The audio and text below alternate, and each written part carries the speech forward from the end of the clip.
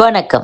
இன்றைய செய்திகள். பள்ளிக் கல்வித்துறையில் பணியாற்றும் ஆசிரியர்கள் நான் போலி ஆசிரியர் அல்ல என்பதை அடுத்த மாதத்திற்குள் நிரூபிக்க வேண்டும் என்றொரு உத்தரவை பள்ளிக் கல்வித்துறை பிறப்பித்துள்ளது.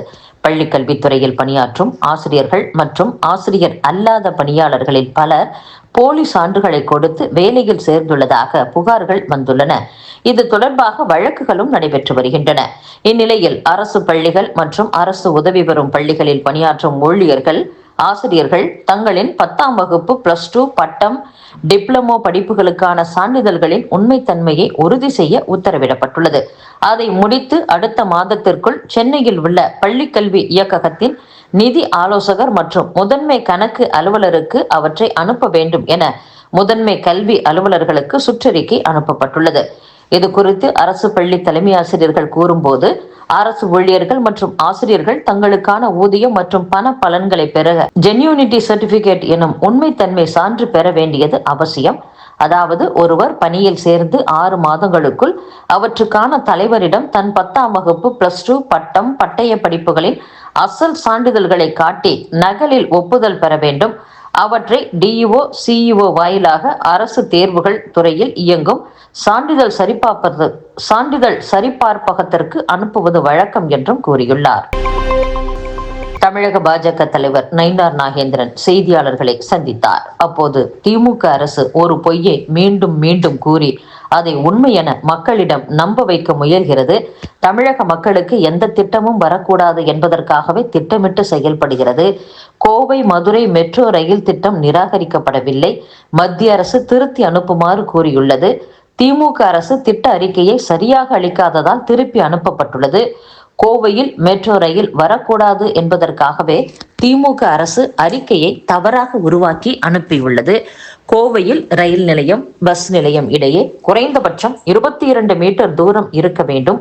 இது கூட பரிசீலிக்கப்படாமல் தவறான அறிக்கை அனுப்பப்பட்டது. பிரதமர் மோடி தமிழகம் வந்த வேளையில் ஆர்ப்பாட்டம் நடத்தி கருப்பு கொடி காட்டுவது திமுக அரசின் அர்த்தமற்ற நடத்தை. திருத்தப்பட்ட மெட்ரோ ரயில் அறிக்கையை திமுக அரசு அனுப்ப வேண்டும். அனுப்பாவிடில் வரும் 2026 ஜூன் மாதத்திற்குள் கோவை மதுரையில் மெட்ரோ ரயில் திட்டத்தை பாஜக செயல்படுத்தி காட்டும். பெண்களுக்கு எதிரான வன்முறை, கொலை, கொள்ளை உள்ளிட்ட குற்றங்கள் தமிழகத்தில் அதிகரித்து வருகிறது. பலாத்கார குற்றம் 17% உயர்ந்துள்ளது. பெண்கள் மீதான வன்முறை 60% உயர்ந்துள்ளது. போதைப் பொருள் பரவல் மாநிலம் முழுவதும் தீவிரமாக உள்ளது என்றும் நயினார் நாகேந்திரன் கூறியுள்ளார். விவசாயிகள் கூடுதலாக உரங்கள் வாங்குவதை தடுக்கவும் அவற்றை கண்காணிக்கும் வகையிலும் உர விற்பனையில் புதிய நடைமுறை டிசம்பர் 1ஆம் தேதி முதல் அமலுக்கு வருவதாக வேளாண் துறை அதிகாரிகள் தெரிவித்துள்ளனர்.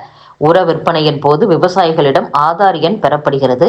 அதை விற்பனை முனையத்தில் விற்பனையாளர்கள் பதிவு செய்து உரங்களை விற்கின்றனர். விவசாயிகள் ஆதார் எண்ணை விற்பனை முனையத்தில் பதிவு செய்து உரங்கள் விற்பனை செய்யப்பட்டு வந்தன. இனி விவசாயிகள் எந்த கடை, கூட்டுறவு சங்கங்களில் உரம் வாங்கினாலும் அவர்கள் ஆதார் எண்ணை பதிவு செய்யும் போது கடந்த 1 மாதத்தில் எவ்வளவு உரங்கள் வாங்கியுள்ளனர் என்ற தகவல் விற்பனையாளருக்கு தெரியும்.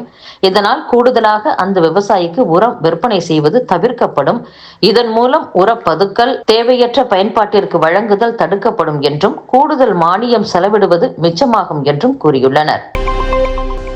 சென்னை பெங்களூரு தேசிய நெடுஞ்சாலை மற்றும் சிப்காட் விரிவாக்கத்திற்கு அரசு நிலத்தை அரசுக்கே விற்று இழப்பீடு பெற்றதில் நடந்த சட்டவிரோத பண பரிமாற்றம் தொடர்பாக 15 இடங்களில் சோதனை நடத்தி 18.10 கோடி ரூபாய் மதிப்புள்ள சொத்துக்களை அமலாக்கத்துறை அதிகாரிகள் முடக்கியுள்ளனர். காஞ்சிபுரம் மாவட்டத்தில் சென்னை பெங்களூரு தேசிய நெடுஞ்சாலை விரிவாக்கத்திற்கு பீமந்தாங்கல் கிராமத்தில் அரசு அனாதீன நிலங்களுக்கு முறைகேடாக பட்டா பெற்று அவற்றை அரசுக்கே விற்று 33 கோடி ரூபாய் இழப்பீடு பெறப்பட்டுள்ளதாக புகார் எழுந்தது குறிப்பிடத்தக்கது. முன்கூட்டியே விடுதலை செய்ய கோரிய விண்ணப்பம் மாநில அரசின் பரிசீலனையில் உள்ளபோது கைதிகளுக்கு இடைக்கால ஜாமீன் வழங்க முடியாது என்று தெரிவித்த சென்னை உயர்நீதிமன்றம் முன்கூட்டியே விடுதலை செய்ய கோரிய விண்ணப்பங்கள் மீது 3 மாதங்களில் சட்டப்படி உத்தரவு பிறப்பிக்க வேண்டும் என்று தமிழக அரசுக்கு உத்தரவிட்டுள்ளது. குற்ற வழக்குகளில் தண்டிக்கப்பட்ட கைதிகள் தங்களை முன்கூட்டியே விடுதலை செய்ய கோரி அரசுக்கு அளித்த விண்ணப்பங்களை பரிசீலிக்க உத்தரவிடக் கோரி சென்னை உயர்நீதிமன்றத்தில் கைதிகளின் உறவினர்கள் தரப்பில் மனு தாக்கல் செய்யப்பட்டது குறிப்பிடத்தக்கது. இத்துடன் செய்திகள் நிறைவடைகின்றன. மீண்டும் நாளை சந்திப்போம். வணக்கம்.